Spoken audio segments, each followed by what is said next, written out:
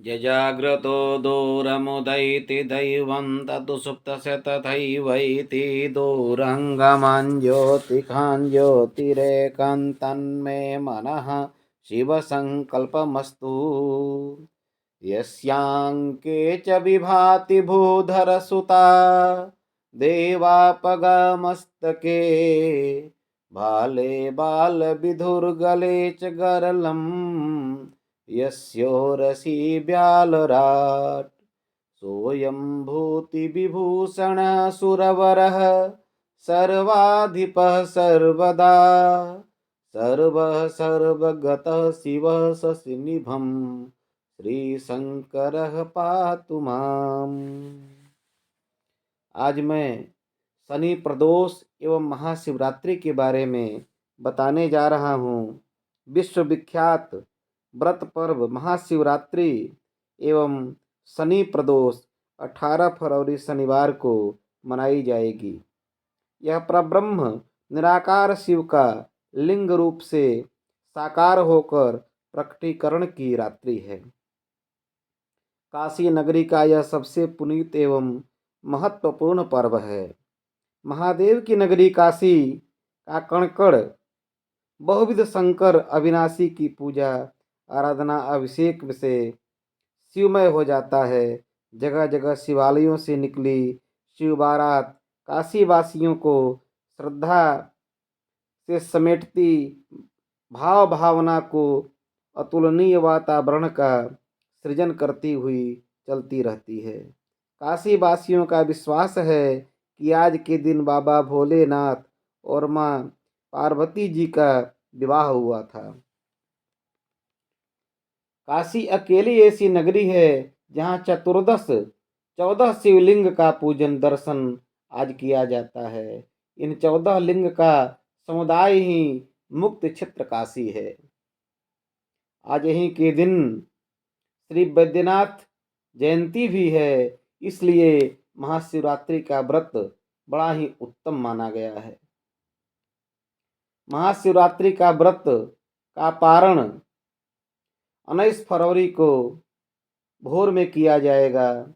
स्नान दान एवं सोमवती अमावस्या भी इस बार बड़ी ही सुंदर त्रिपुष्कर योग में पड़ रही है, अतः सोमवती अमावस्या का भी विशेष महत्व है।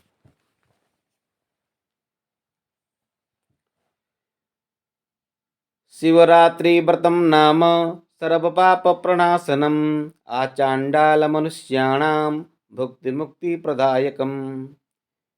इसके अनुसार सभी वर्णों के मनुष्य, स्त्री पुरुष, बाल युवा वृद्ध ये सब इस व्रत को कर सकते हैं और प्रायः करते ही हैं। इसके न करने से दोष होता है। जिस प्रकार राम कृष्ण वामन और नृसिंह जयंती एवं प्रत्येक एकादशी उपोष्य है, उसी प्रकार यह भी उपोष्य है और इसके व्रत काल आदि का निर्णय भी उसी प्रकार किया जाता है। सिद्धांत रूप में आज के सूर्योदय से कल के सूर्योदय तक रहने वाली चतुर्दशी शुद्धा एवं अन्य विद्या मानी गई है। उसमें भी प्रदोष रात्रि का आरंभ और निशीथ अर्धरात्रि की चतुर्दशी ग्राह्य होती है।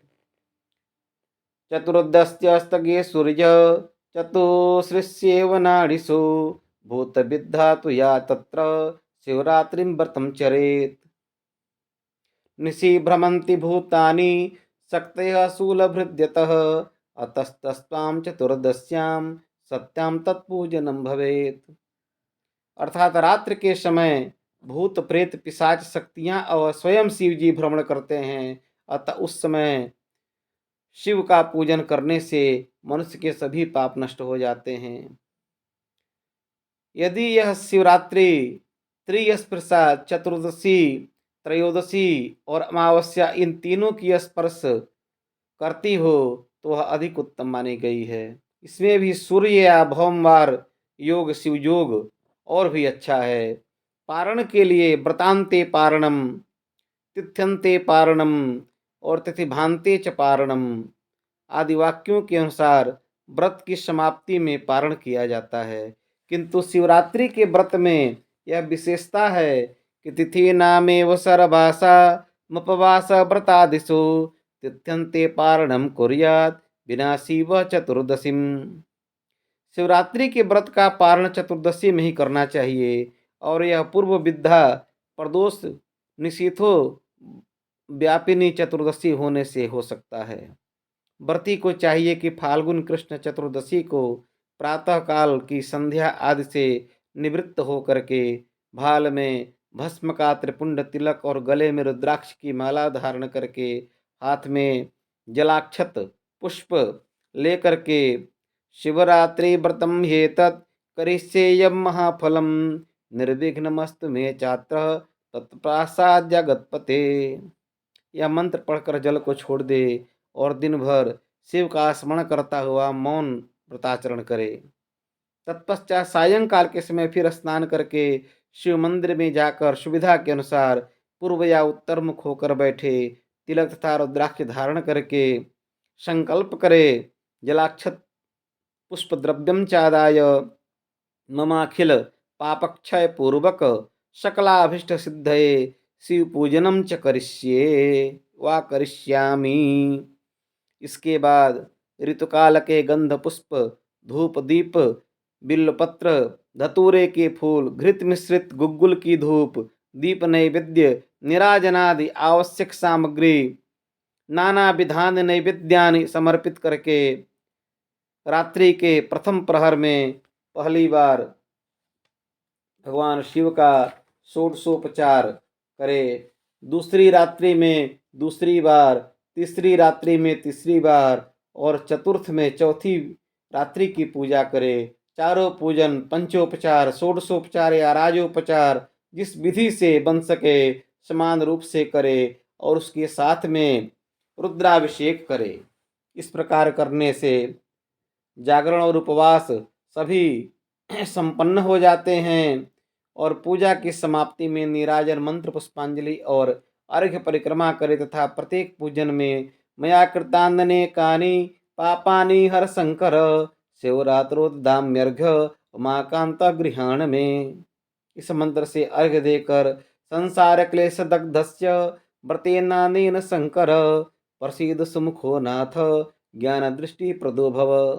इस मंत्र से प्रार्थना करे, मंत्रहीनम क्रियाहीनम भक्तिहीनम सुरेश्वर यत् पूजितम मया देव परिपूर्णम तदस्तु में। इस प्रकार प्रार्थना करे। स्कंद पुराण का कथन है कि फाल्गुन कृष्ण चतुर्दशी को शिव जी का पूजन जागरण और उपवास करने वाला मनुष्य कभी भी चतुर्दशी को शिव जी का पूजन जागरण और उपवास करने वाला मनुष्य का पुनर्जन्म नहीं होता है। इस व्रत की दो कथाएं हैं। एक का सारांश यह कि एक बार एक धनवान मनुष्य कुसंगवश शिवरात्रि के दिन पूजन करती हुई किसी स्त्री का आभूषण चुरा लेने के अपराध में मार डाला गया, किंतु चोरी की ताक में वह 8 प्रहर भूखा प्यासा और जागता रहा। इस कारण स्वतः व्रत हो जाने से शिव जी को कृपा हुई और उसको शिव जी ने सद्गति प्रदान किया। दूसरी का सारांश यह है कि शिवरात्रि के दिन एक व्याधा दिन भर शिकार की खोज में रहा तो भी शिकार नहीं मिला। अंत में वह गुथे हुए एक झाड़ की ओट में बैठ गया। उसके अंदर स्वयंभू शिव जी की एक मूर्ति और एक बिल्व वृक्ष था।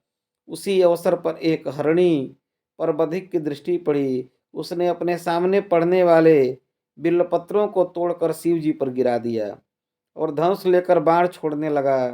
तब हरिणी उसे उपदेश देकर जीवित चली गई। इसी प्रकार वह प्रत्येक प्रहर में आई और चली गई। परिणाम यह हुआ कि उस अनायास किए हुए व्रत से शिव जी ने उस बाधा को सद्गति प्रदान की और भव बाधा से मुक्त कर दिया। बन सके तो शिवरात्रि का व्रत सदैव करना चाहिए और न बन सके तो 14 वर्ष के बाद उद्यापन कर देना चाहिए। इसके लिए चावल मूंग और उड़द आदि से लिंग तो भद्रमंडल बनाकर उसके बीच में सुवर्णादि से सुपूजित 2 कलश स्थापन करे। चारों कोण में 3-3 कलश स्थापन करे। इसके बाद तांबे के नांदिये पर विराजे हुए सुवर्णमय शिव जी की और चांदी की बनी हुई पार्वती जी के बीच दोनों कलशों पर यथा विधि से कलश स्थापन विधि के द्वारा स्थापित करके पद्धति के अनुसार सांगोपांग षोडशोपचार पूजन और हवन आदि करें। अंत में गोदान, सज्जादान, भूयसी आदि देकर और ब्राह्मण भोजन कराकर स्वयं भोजन कर व्रत का पारण करें। पूजन के समय शंख घंटा आदि बजाने के विषय में योगिनी तंत्र में लिखा है कि शिवागारे झल्लकम च सूर्यागारे च शंखकम दुर्गागारे वंशवाद्यम मधुरिम च न वादयेत्। अर्थात शिव जी के मंदिर में झालर, सूर्य के मंदिर में शंख, दुर्गा के मंदिर में मीठी बांसुरी नहीं बजानी चाहिए।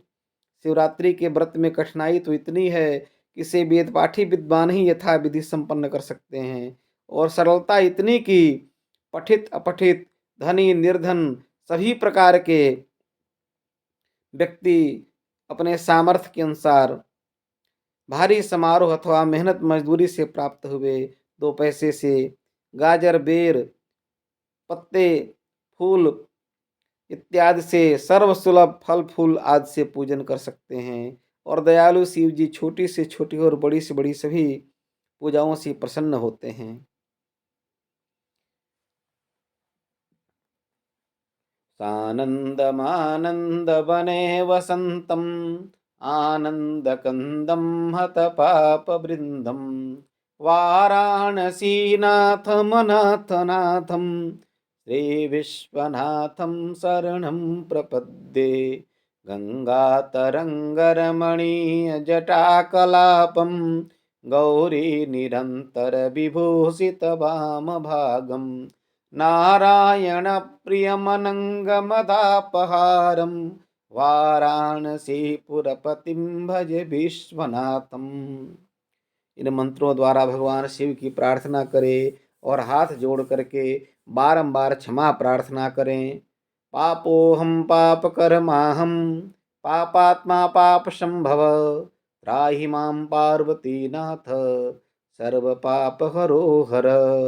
तव तत्त्वं न जानामि कीदृशोऽसि महेश्वर यादृशोऽसि महादेव तादृशाय नमो नमः। ओम नमः पार्वती पतये हर हर महादेव।